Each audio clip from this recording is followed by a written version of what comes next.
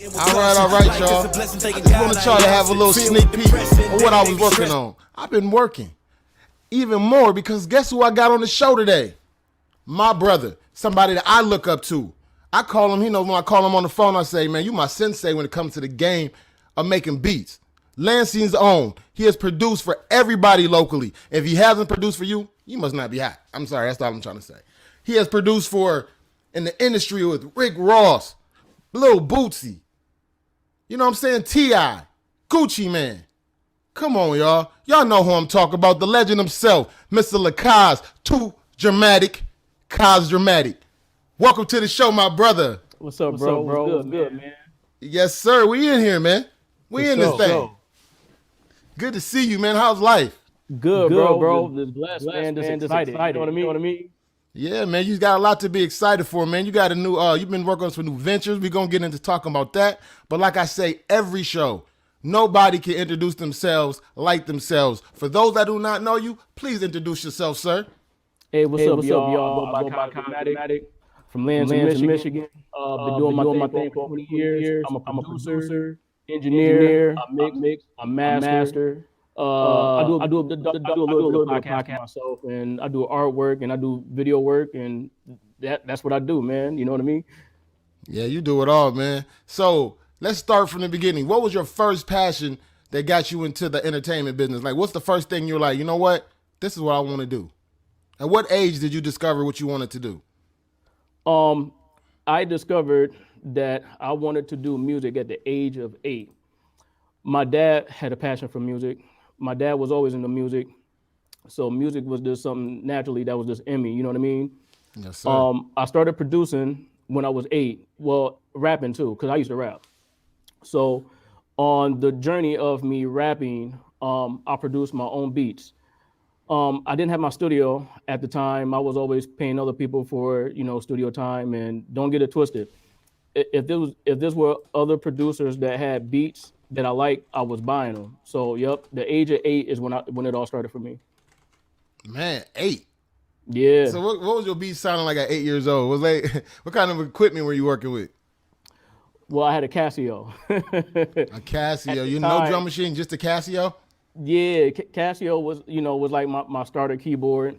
All right. So when you go for it. No, go ahead. Oh no, I was just saying the Casio was just my first keyboard, what I started with, so.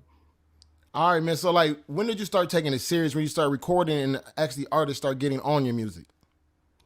At the age of 16. Age of 16. So tell me about that stage in your life, man. Yep, and how that happened was at the age of 16, I was working at Texas Raw House, right? And I was getting paid maybe about $300, maybe $400 every 2 weeks.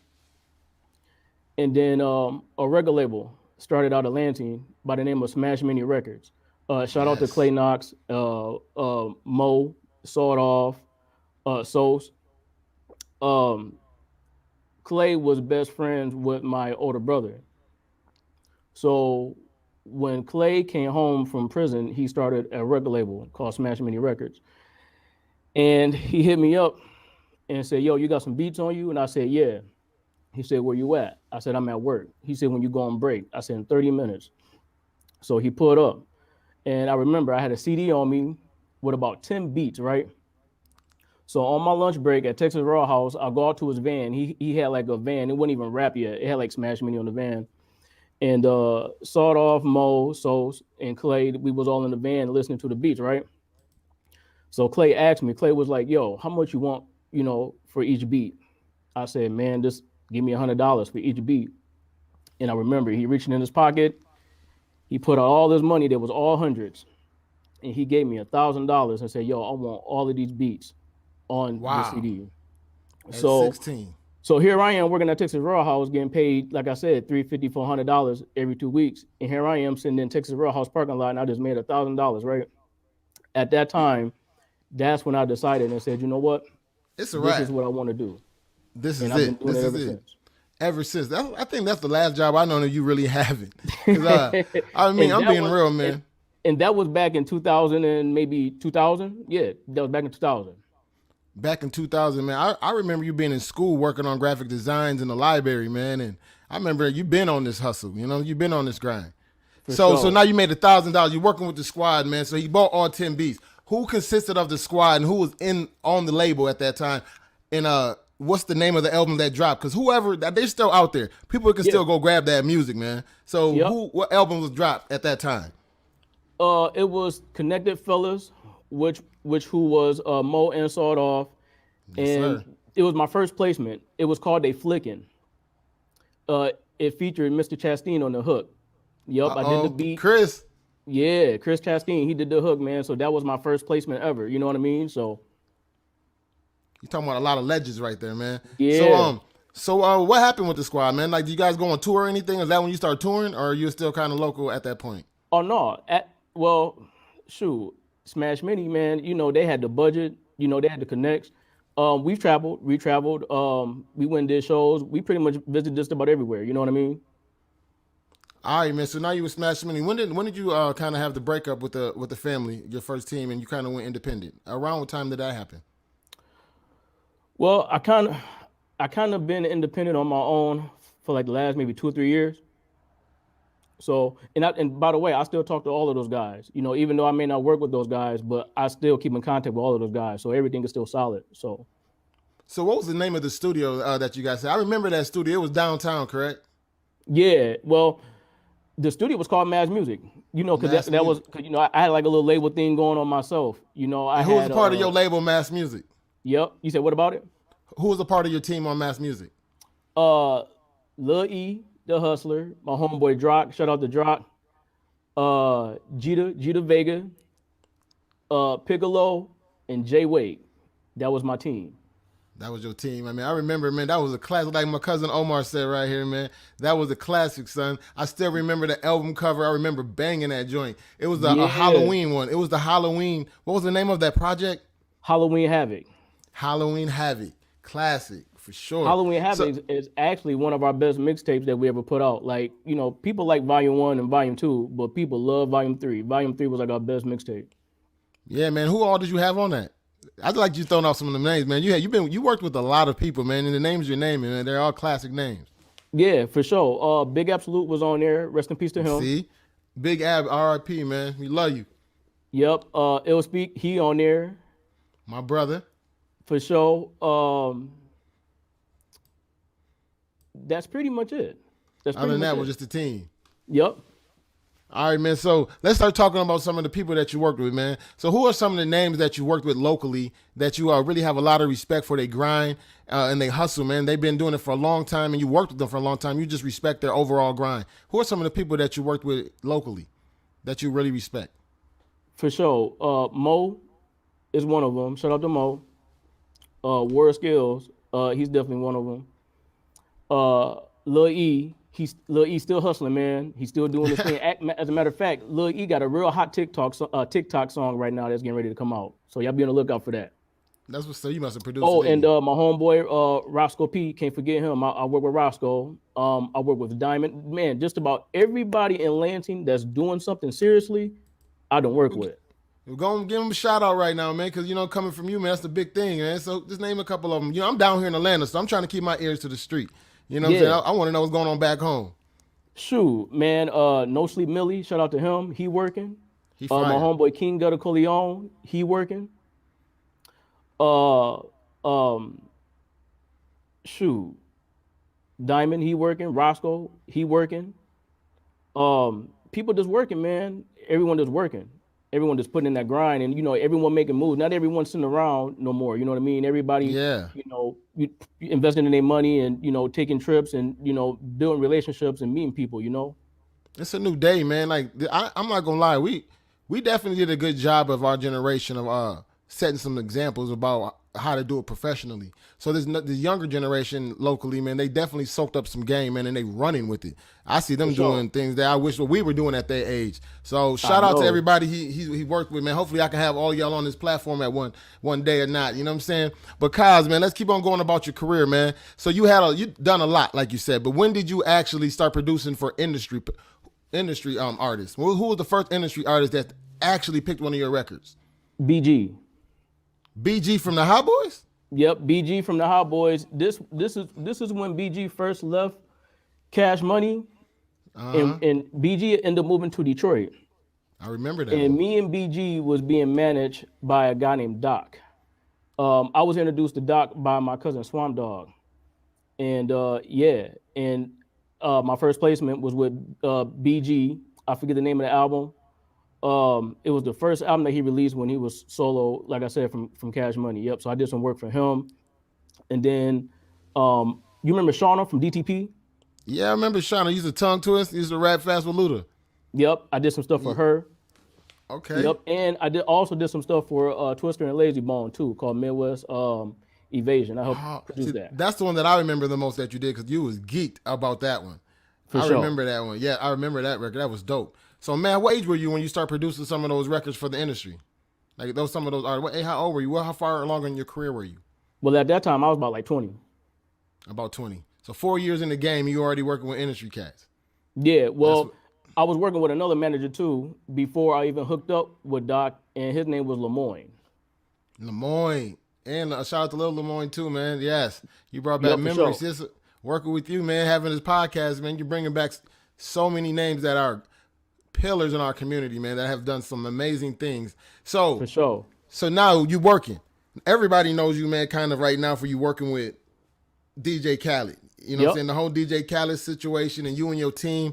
But yep. before we get to Khaled, talk about the team that you worked with to get signed. What were their names, man? Like, what was the team that you worked with to be able to get that far in your career? That team was me, DJ Eclipse, and Great Star.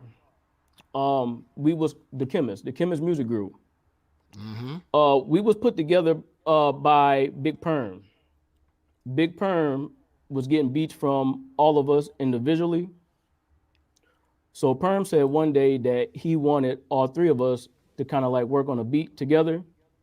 So it went from us being in the studio one time, and then we got together a second time, and then here we are in the studio at least like, if not every week, every other week. And we were watching other producers coming up in the game, and what producers was doing, even the producers that were solo, it's kind of seemed like everybody was coming together as a team, to kind of put full effort into blowing up. So once we seen that, you said, you know what, everybody else doing it, let's do it. And then, I remember when we had Common Ground, shout out to KC from Hood Illustrated, Oh we yeah, had shout gave out to him some KC, beats. man. He's actually Yeah, for coming on the sure. show Thursday, man. I have an Okay, for interview sure. with I'm gonna KC tap in on with Thursday. that. So y'all, all right, but keep Yep. going, brother. KC has always been a good guy. KC has always been trying to help us. And KC asked me one time, he said, man, you guys got some beats? And we was like, yeah. So he was like, yo, slide me a CD with some beats and I'm gonna give him to Snoop Dogg and his manager. And we was like, all right, bet. What? So he slid them, right? And then I say probably about like a week later, we get a phone call back from Snoop Dogg's manager. And he was talking about how he loved our look, he loved the beats. Um, we never really talked too much about him signing us though, but we did appreciate the fact that he did reach back out to us from listening to the beats to give us our props. So See, that that's was a good something look. new. I never knew Yeah, that you and guys then ever had a look from Snoop ever. for sure. And then I would say probably about a year and a half after that, we got picked up by Khaled. So how Now, did go ahead, keep on going. yeah, and I'll tell you about the Khaled situation. All of that happened off of Twitter. See, That's when Twitter was networking, like first popping. networking. Let's go. Yeah. So one night, me, Grace, and Eclipse, we was in the studio cooking. We on Twitter. I can't remember if it was Grace or Eclipse. One of them was like, "Yo, Khaled just posted out a tweet. Talk about for all producers and songwriters to submit your music to this like we the best Gmail, whatever, right?" So we submitted it. At this time, it was probably about like maybe 8 in the evening. Now it's the same night, but it's probably about maybe like 3, 4 in the morning, and my phone ring. And mind you, I got a girlfriend at this time, so it was like 3, 4 in the morning. I'm like, dang, who could be calling my phone? I look over, she looking at me all crazy, and I picked the phone up and looked to see who was calling. It was a 305 number, so I picked it up, and then he like, yo, this DJ Khaled. I just heard those beats you guys sent over. He was like, you guys got 5 more beats, and I'm like, yeah, yeah, we got 5 more beats. He like, yo, send them right now. Send them right now. I'm in the studio right now. Send them right now. So I didn't want to just pick these beats on my own. So you So what called the I do, team. Yeah, for sure. So I'll call Eclipse, I'll call Grace. We meet back at my house probably about like maybe 8 a.m. that morning, and we just going through beats. And we probably sent those beats back out maybe the next day, probably about like 12 noon. And mind you, this was in December. So around December time, close to the end of the year, the industry kind of like closed. You know what I mean?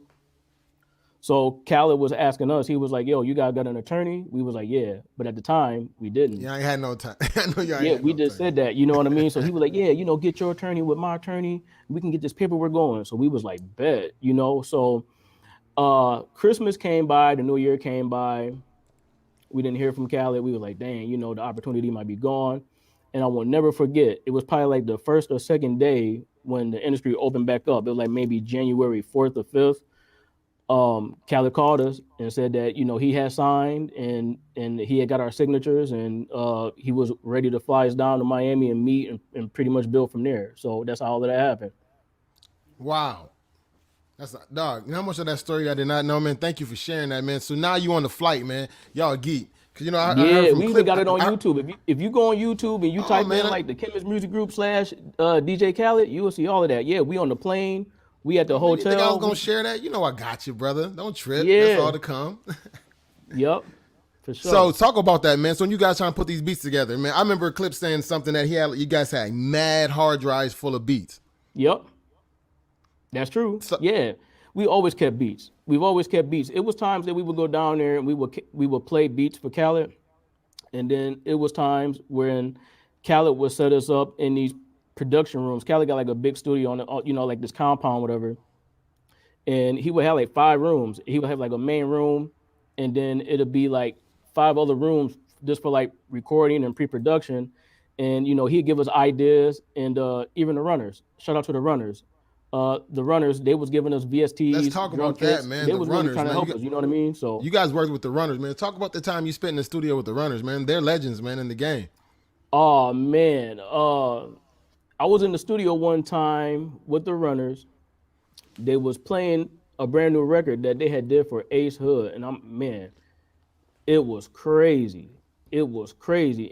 And I'm not talking about like being in like some little rinky dink studio. I'm talking about you in Khaled studio. I'm talking about big speakers all over the place. You know what I mean? And just hearing that those beats come through, man, so loud and so clear, and it was crazy, man. That's what really gave us the inspiration. Like, yo, we can really do this. You know what I mean? And you guys really did this, man. So what was the first record that you produced for Khaled, for anybody that he worked with at that time? Like, even if it was on a mixtape or anything, what was the first record that actually got selected, that he actually picked one of the artists to be on it? For sure. It was a beat that me, Grace, and Eclipse called Block by Block. Um, it was a beat that Jeezy had picked out, right? I will never forget this. We was chilling at my homeboy Mike house, me, Grace, and Eclipse. We get a phone call from Khaled, right? At this time, this is when Khaled was in Atlanta and he was with Jeezy, and they was all getting ready to go to the BET Awards, right? Mm-hmm. So Khaled called me like, "Yo, what's up?" He like, "Yo, I'm with Jeezy right now. That block by block, brick by brick, he feeling that. He feeling that. We about to go in on that right now." And he like, "Jeezy, talk to him." And he put Jeezy on the phone. He put Jeezy on the Ah, speaker. let's go. Yeah, and Jeezy like, "Yeah, I'm feeling that, my nigga. I'm feeling that. I'm feeling that." So it was just perfect. You know what I mean? So after we did that, I say probably about maybe a week or two later, we get a call back from Drew, which is one of the members of the Runners, right? He said, "Yo, can y'all take Obama?" Because it was Obama, by the way, on the hook. Mm-hmm. This was when Obama was first elected for the president. I remember that speech.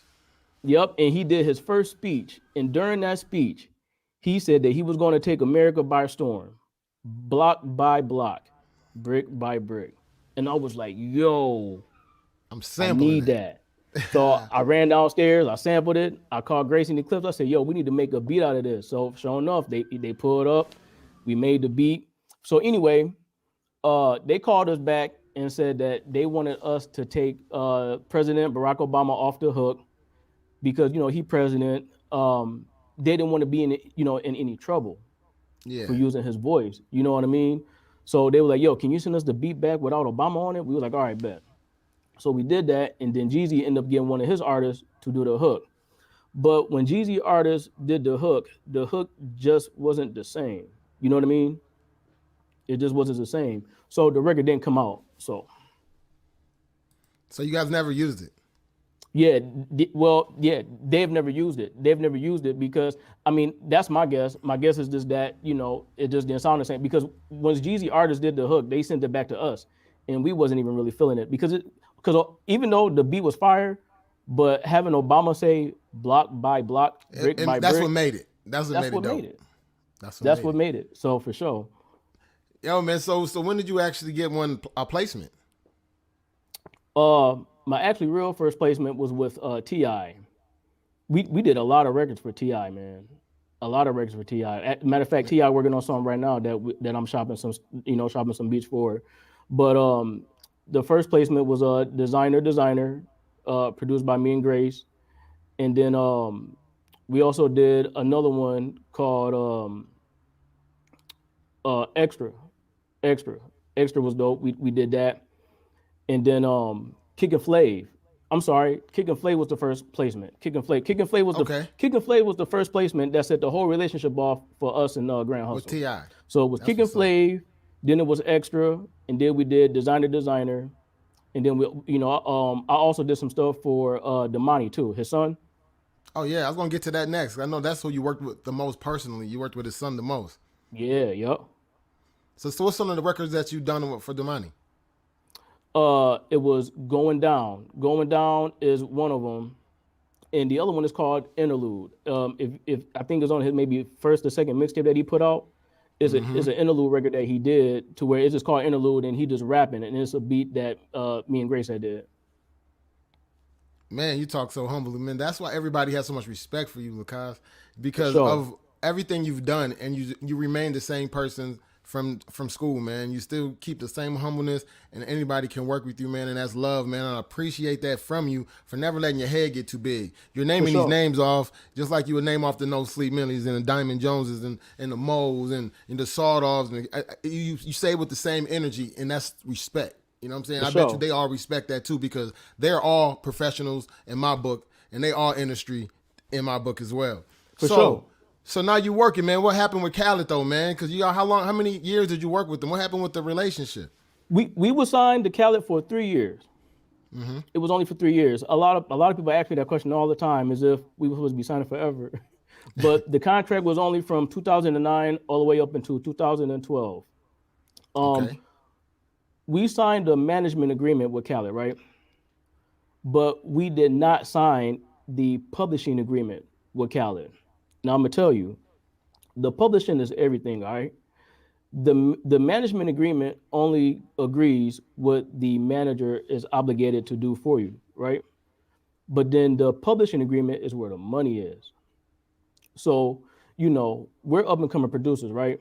We can't just go to Khalid and say, hey, we want this, we want that. Khalid gave us a contract with only making maybe one change, but then the other changes pretty much just stayed. And at this time, we did have an attorney. She read the whole contract for us, front and back. And every sentence she got finished, she'll say, "You guys understand that? You guys understand that?" And we either say yeah or we said no. And if we didn't understand it, then she would go more into depth of what that sentence was. Basically 360. Some people are cool with 360s, some people ain't. We was young and we were just scared. I believe we was just scared of signing a publishing agreement with Khalid and us maybe not getting paid. You know what I mean? But then, some people ask like, well, Kaz, if you could go back and maybe make different decisions, would you have made anything different? I don't know. But however, I do appreciate the opportunity that Khalid did give us because I'm gonna tell you something. Having that management agreement with Khalid, you learned a lot. Being in the studio with Khalid and having that experience with Khalid, it has helped a lot, and it has helped open doors for other bigger and better opportunities. Dude, that whole 3 years we were signed with Khalid, I probably went down there maybe about a total of maybe like 7 to 8 times, right? Every time I was down there in the studio, so many people came through. So many people, like Chris Brown, Fat Joe, so many managers, A&Rs, and trust me, if I was there and they was walking through, if I couldn't get to them, then I couldn't get to them. But if I can get to them, I got to them. I got to them. I've got business cards, phone numbers, and some of those relationships that I met then, I still have now. Man, I guarantee you, man, you have you're good with relationship building. You still work Oh, with for you can sure. still work with people. That's what people got to understand. This whole game, like I understand, people say, yeah, you gotta have the talent, gotta have the talent.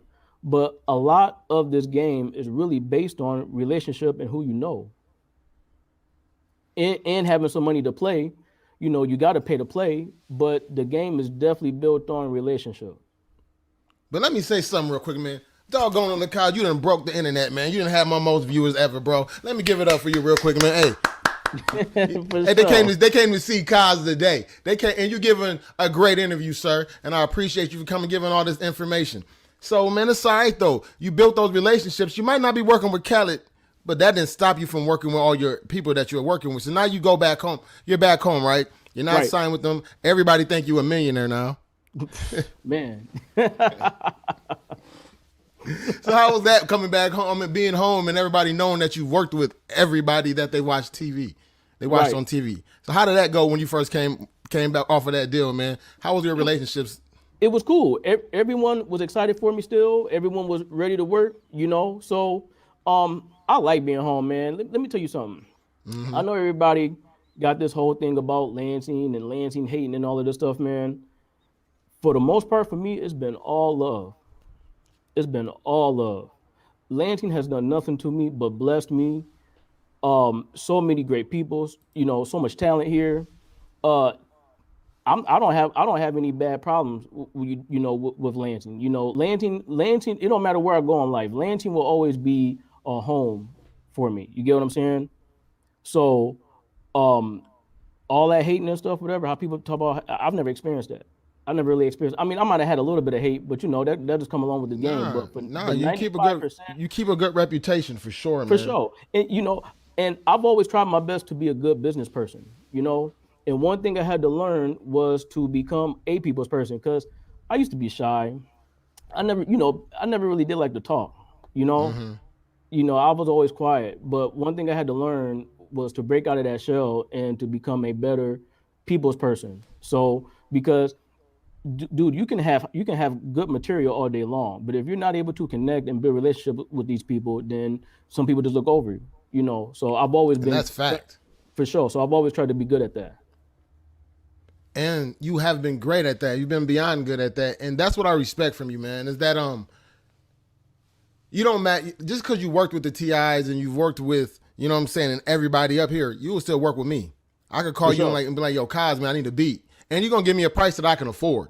You're not gonna give Right. me the price that you're gonna tell these dudes. So you're good with your balance, man. And I guarantee you that a lot of people in the city respect that from you, that they can still work because that's good to put your name on on their beat, right? If I'm For working sure. on an album and I say I got a beat from Kaz Drumatik or The Chemist or something like that, that holds weight. That For holds sure. weight, man. So what are you working on right now, man? So who are some of the new people that you're working with right now? Like I Right mean, now, new I'm things working you on, got like I coming said, on. Damani. Damani's working on something new. I'm always working with Damani. Right now I'm shopping some tracks to Young Scooter. Shout out to Free Bands, Young Scooter over in Atlanta. I'm shopping some stuff to him. Um, I'm also right now working with Kelsey Lynn. She's a local artist, but she's about to become a TikTok artist. So that's kind of what we pushing for. So I'm working with her as well. And then other than that, man, really just doing a bunch of custom beats. I've been going pretty hard lately on putting out beats and stuff. So now that a lot of people see that I'm back active, pushing out beats and stuff like that, I got like a whole list of people just looking for custom beats. So that's really what's been keeping me busy. And studio time, and mixing, and mastering. So, dude, I'm always busy, man. We weren't even gonna get to that. That's a whole nother level. We've been talking for 30 minutes just on your beats alone. There's a whole nother level to you, man, when it comes to your engineering. So a Right. lot of those relationships that you built, not only you might not have produced a beat for them, but they'll still send you records for you to mix and master, man. So tell the audience about the importance of having more one trick to the trade in your skill trade. So let's talk about your mixing and mastering the people that you've worked with that you might not have made a beat for, but you still work with them. Well, there's one guy right at the top of my head right now by the name of Marcus Pruitt. He's a gospel artist, and I've mixed and mastered his album, and the album is phenomenal. For one, two, he's also won an award from the Rhythm and Gospel Company. Let's talk about it. Yeah, so with him winning that award, that means I win one too, and that award was for the mixing and mastering for that Hey, album. can I get some applause? Can I get some claps down here? Did you hear what my brother just said? He just won an award. Can you tell him what award you just won? I won the Hip Hop Alternative Gospel Award from Marcus Pruitt for me for the mixing and mastering for his album. Man, come on, y'all. Show the brother some love. Man, he's working. He's working. He's Yeah. Lansing's own, man. He's right there right there at Studio 707. That's still the name of your joint, right? Well, the studio's called 51 Sessions, but no matter what I call it, people gonna always call it Studio Still 707. 51. Still Matter of 51 fact, speaking of sessions. Studio 707, I want to give a shout out to the whole Jones family, Jesse Jones Sr., Jesse Jones Jr., Emmanuel, Shamar, Chanel. I wanted to shout them out because uh, I got to admit, they were one of the people that opened their studio for me when I first started doing this. Ill Speak, he was one of the people that opened up his doors for me. And my homeboy Man Moan, he had a studio, and when I was growing up, he opened his doors for me. And I'm talking about these are people that wasn't charging me a dime. They just saw how serious I was and how passionate I was, and I just always wanted to be in a studio or whatever. So yeah, they've opened their doors for me and let me come in and work. So Hey, I gotta man. shout them out. And they still doing that right now, man. You're saying you have Keisha right there showing you some love. She has a representative of the Jones families here telling you thank you for all the love. Yeah. You know what I'm saying? Not only that, man, the Jones family just good people because Always. Chanel Jones showed me love, yo. Like I'm sitting there one day, I ain't been invited to Clubhouse. All of a sudden I get a Clubhouse invite and guess who gave it to me? My brother, you know what I'm saying? Then looked out, I'm like, oh, I'm part of Clubhouse. Let's go. You know what I'm saying? That's what's Just up, want to man. shut up. So man, so you've been working. So talk about your new endeavors, man. I know you have two studios now, or are you working on another studio? How's that going? Well, yeah, I got two studios. I got one over here now, Studio 707, and then I got another one on the south side of town off Pennsylvania. And I'm also working on a third studio in Grand Rapids. That's what Say I'm working on what? right now. Say what? Say what? Three? Yep. Yep. All Cause, right, miss. Cause it's COVID. It's COVID going on right now. People are bored. Everyone trying to work. Everyone trying Yeah. to work. Everyone trying It's to stay time to focused. make music. Yeah. For sure. Exactly. Hey man, why when they want to work with you, man, you're gonna give them the best sound in town. So man, I want to give you your crown. I'm gonna keep rapping when I was around. I'm gonna put it on and say you're the hottest producer in Michigan, man. And I'm sorry anybody that thinks otherwise. That's just my opinion. That's just my opinion. When you have a longevity like this, consistency like this, and Yeah. build great relationships like this, man, you got to give hats off to a man when he's been grinding. You know what I'm saying? So. For sure. Now you say that you're into doing videography and you're into podcasting and different things. So talk about some of the new ventures so people can, work with you, man. You're not a one-trick pony, man. You got many endeavors that you got your hands in. So talk Yeah. about some of those things. Yeah. Well, I've done a lot of videos. I've done a lot of videos because the technology of video editing is the same as audio editing. So that's how I fell into that. Plus I've always had a not only an ear, but I've always had an eye too. So I know what looks good and what don't look good and what's too dark or what's not dark enough. You know what I mean? So, so yeah. So how can they reach out to you if they trying to get a video, man? How do they find you? Oh, go to my website, KazDrumatik.net. You can also go there and reach me. I got the Facebook, Kaz Drumatik, and then I got the Instagram also, which is Kaz Drumatik on IG. All right, man. I know you don't want me to probably talk about this, man. I'm gonna put it out there in the universe, anyways, man. Go ahead. We brothers, so we talk all the time. And you was talking about a program that you're thinking about putting together, man. And the reason why I'm putting it out there because you never know who's listening that might help you with your endeavor, right? Yeah, So talk for about sure. the program that you had in mind that you wanted to do for the city. Yep. Right now, I'm working on a beat program for up and coming producers. So, what I'm gonna do is I'm gonna be providing all of the laptops, all of the keyboards, any VSTs programs they need. I'm gonna be providing that, and I would say probably about up to maybe like 6 to 8 kids that I'm gonna be starting out at a time. Just got to make sure that we all stay sanitized up. We keep a mask, and we're going to be wearing gloves. And yeah, I say once to maybe at least, well, right now at least once a week from 5 to 7. I'm gonna be getting with these kids. We're gonna be meeting at the studio, and I'm going to be teaching them on how to make beats, how to be good engineers. Let's go. I'm pretty sure if these kids want to rap, I'm going to, not only me, but I'm going to be bringing other people in too. And we're going to be teaching these kids how to be creative when it comes to writing songs. Because some of these young kids I work with today, they come in here, right? They rapping, they saying some things in their songs I know they're not doing, but the only reason why they saying it is because they're used to hearing their favorite Other rapper people say it. Yeah. You know what I mean? And so I understand. But what I want these kids to understand is you don't have to rap about what you're not doing. It's okay to be you and to rap about what you love. Rap about a good day. If you're having a good day, rap about it. If you're having a bad day, rap about that. But then also explain how you're gonna fix that bad day. You know what I mean? Yes, sir. Great message. Yeah, and someone gotta do it around here because ain't no one else doing it. And like I said, it's bored.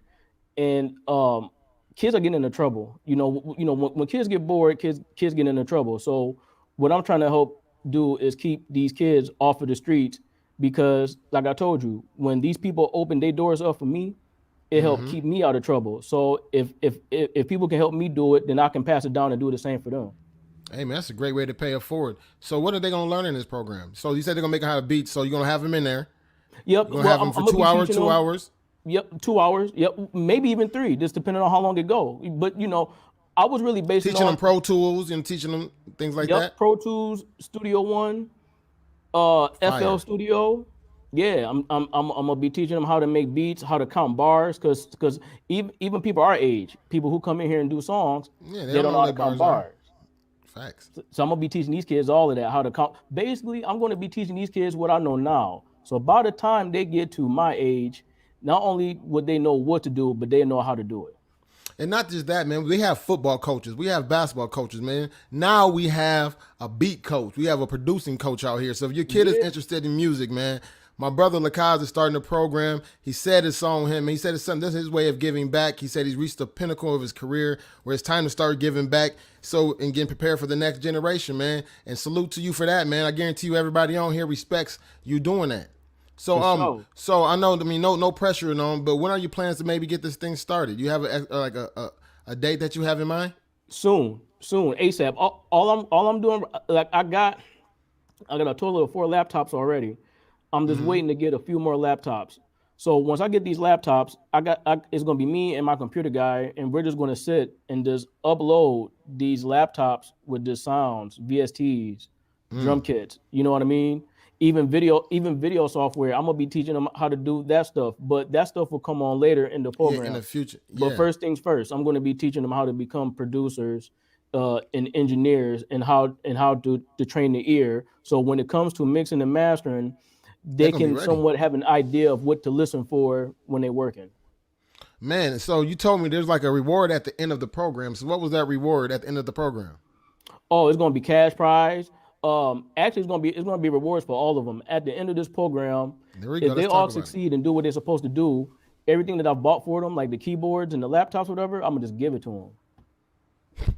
Did you guys hear that? He said at the end of the program, but he also said there's incentive, man. Their grades got to be right. You know what I'm saying? If they're not right, we want them to still come, but we want to make sure that they're inspired by the incentive of it, getting the whole studio and the end of it. Get you a little home setup. So now you don't learn how to work, and now you can get you some money, man, the right way.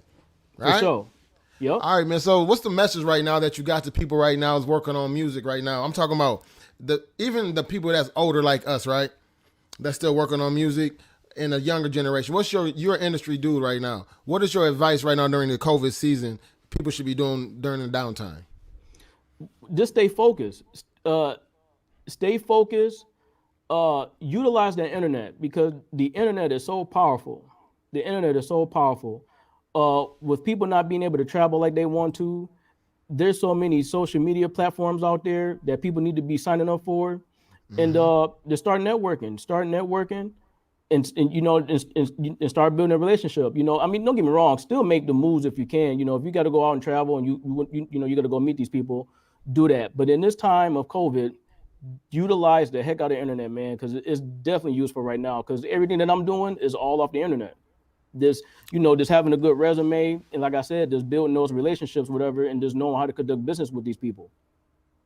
That's one thing you know how to conduct business, man. That's another thing that I think you should maybe go do something with is giving some people business advice that to protect themselves legally.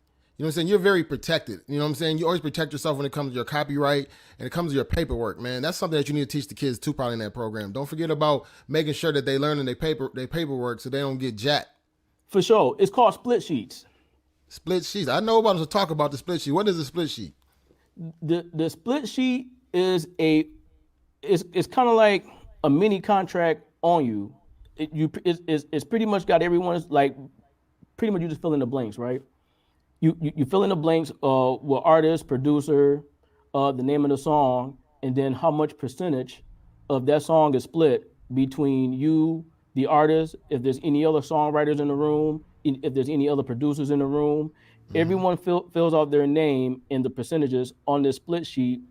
People can either take pictures of it, scan it, whatever you need to do, make a copy of it, and that's your agreement right there. So if anything happens to the song, if it's stolen or if it blow up, you guys got a split sheet together. And I carry them with me as well in my backpack. So in my laptop backpack, that I carry around with me to make beats and stuff, right in the back, I got a vanilla folder. So if I'm ever in the studio with somebody and I'm working on a beat, once we get done, at the end of that session, bam, I pull out the split sheet. Man, you gave us a fire podcast, man. I'm talking about, man, you came here ready. You came here fly as ever. Look at my man. Look at the sweater, man. I told him I have to run that thing when I come home. I was like, bro, look, I'm almost lost. I've lost some weight, but I ain't lost that much weight to fit your clothes. But I'm almost there, though. You know what I'm saying? But thank you so much for coming on, man. Is there anything else that you want to share, my brother? Hey, keep God first. Keep God Say it first. again. Keep God first. Stay focused. Have faith, and never give up. Just keep going, because like I've never gave up at all. Anyone that knows me know this is what I've been doing my whole life, and I'm gonna keep doing it. And like I said, hey, keep God first. I want to give a shout out to my homeboy Anthony Stewart, because he's a partner of mine. He's been helping me with all of my metadata online. And then also want to give a shout out to my homegirl Michelle. She's also been helping me with shopping my music, not only to industry artists, but also up and coming independent artists as well. So want to give a shout out to them and just to everybody, man. Hey, God bless, and just keep God first. All right, man. So another piece of advice I would like for you to give. What do you think is the most important key to have? Is it a business attorney? Is it a manager? What do you think, if you don't have a lot of money, but you're ready to invest in your career, to say, I'm ready for the game, but I want to protect myself, what do you suggest that they get first? A manager is always a plus. A manager is always a plus. I always tell people, find a manager that has interest in you. I know that managers do charge. Like I said, everything costs, right? But a lot of times, sometimes people find these managers, they're paying all of this money for managers to help and push them, and they may not get a good result at the end. So for some people, it may end up being like a waste of money. So I always tell people, try to find somebody that has interest in you, because if you find a manager that has interest in you, then they're going to do nothing but try to push you, so that way when you blow up, they'll blow up too. You know what I mean? Facts. All right, before I get you up out of here, I don't want to keep you, because I know you probably got a session or something coming up, because you keep a session. Hey, sure. Man, so talk about your beat stars, or how your beats, tell people how they can get a hold to you. If they can't get a hold directly to you, how can they hear some of your music? If they want to purchase something online, where do they go to get a hold of you, my brother? KazDrumatik.net. That is KazDrumatik.net. You can go there. You can get your beats.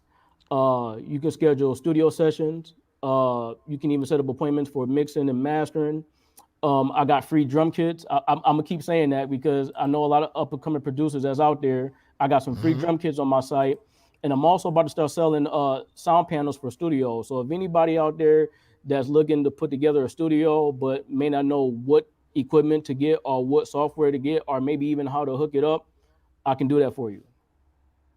You see, I'm asking all them right questions. I'm trying to put some money in your pocket, man. I try to help me, man. You know what I'm saying? So shoot people this way. That's what's up, love. I respect you. I love you, man. I asked you to come on one of my first guests. You called me and said, Woods, man, I got to jump on your podcast, man. It's going ham right now. I got to be a part of this thing, man. I'm like, say less. Let's make it happen. And guess what? Sure. We made it happen, man. This is useful information. It was fun talking to you. It was good seeing you, man. I respect everything that you're doing, man, for the youth that you're about to do, man. I'm going to pray on that for you. May God be with you in all your endeavors, my brother. Yes, sir. And D Woods, hey, God bless and love. Hey, I love you too, bro. And congrats on everything you got going on, man. Man, I thank you. I thank you. Once again, y'all give it up for my boy, Kaz Drumatik.